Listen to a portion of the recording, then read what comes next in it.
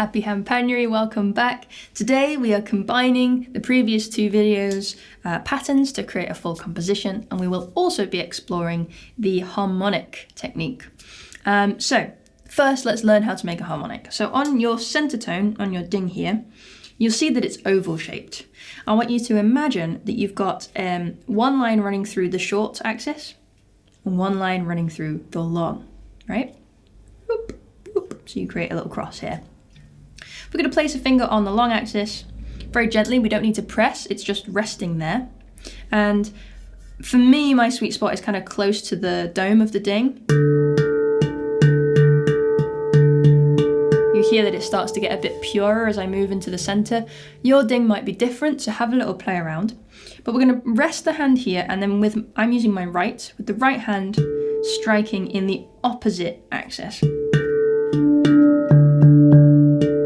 And what we will find is the fifth note above the fundamental note, which is D. So every note has three notes in it, basically.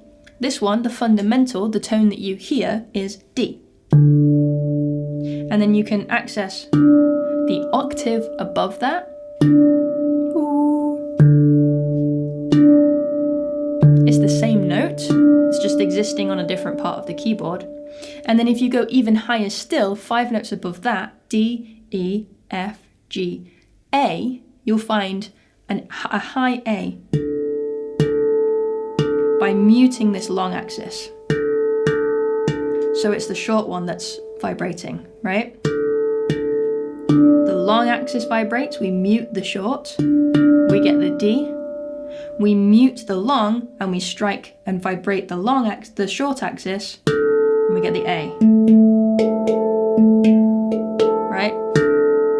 It's the same note. Hear that?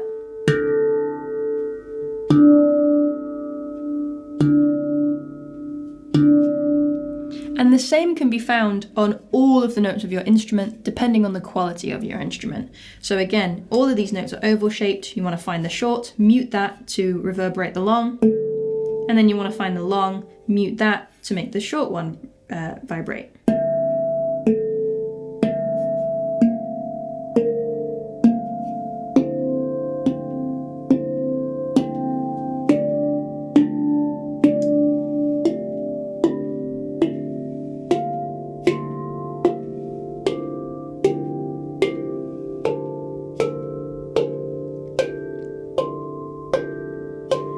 It's a little bit trickier the higher up you get because you've got less room to work with. But if you've got a top quality instrument, you should be able to access both harmonics on all of those notes. This is a really nice way to increase the range of your instrument.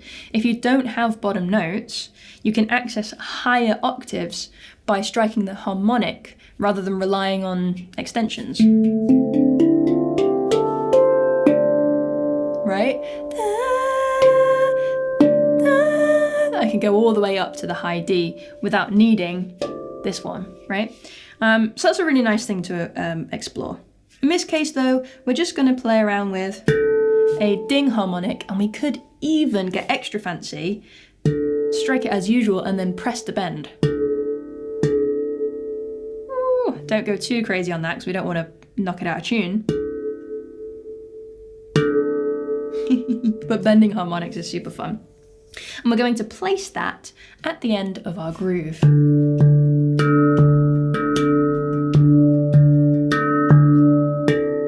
Right? So the good news is that in order to access that harmonic, we need time. So we're actually going to completely get rid of the second half of the groove in whichever phrase we're playing, and replace that with setup time and space, because space is really funky in music as well when placed correctly.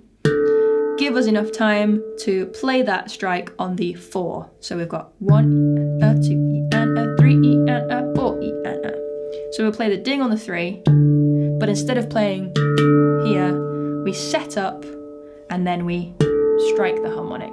I'll show you again.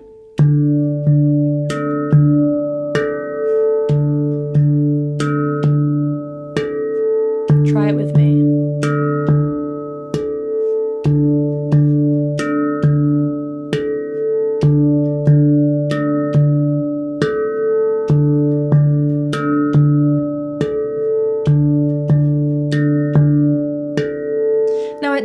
matter where that setup happens, but it is better if you can place it rhythmically, just in case you get the sound of your finger touching the metal. Ideally, it wants to be really gentle and quiet anyway, but just in case it comes through, I like to place it on the end of the 3. 3 and 4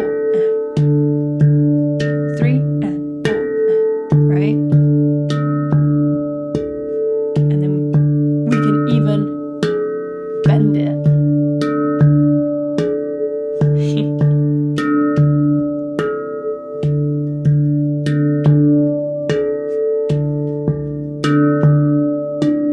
Or you could access a different harmonic instead. So in the context of the groove and the bass line, and then running into pattern B, our chord progression, it will look like this. Here we go.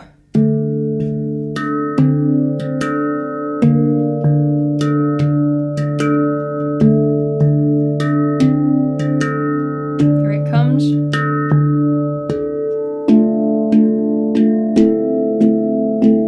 Pattern B, right? Let's throw it in at the end again.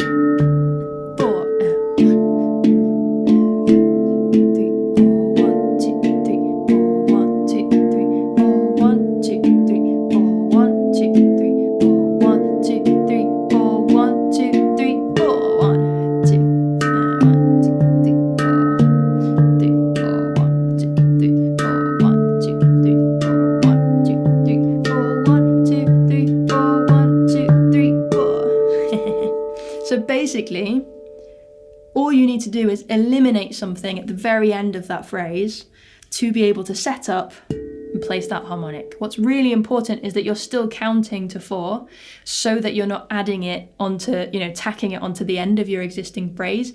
It still needs to happen within that 4-bar phrase as an introduction into the next part of the rhythm.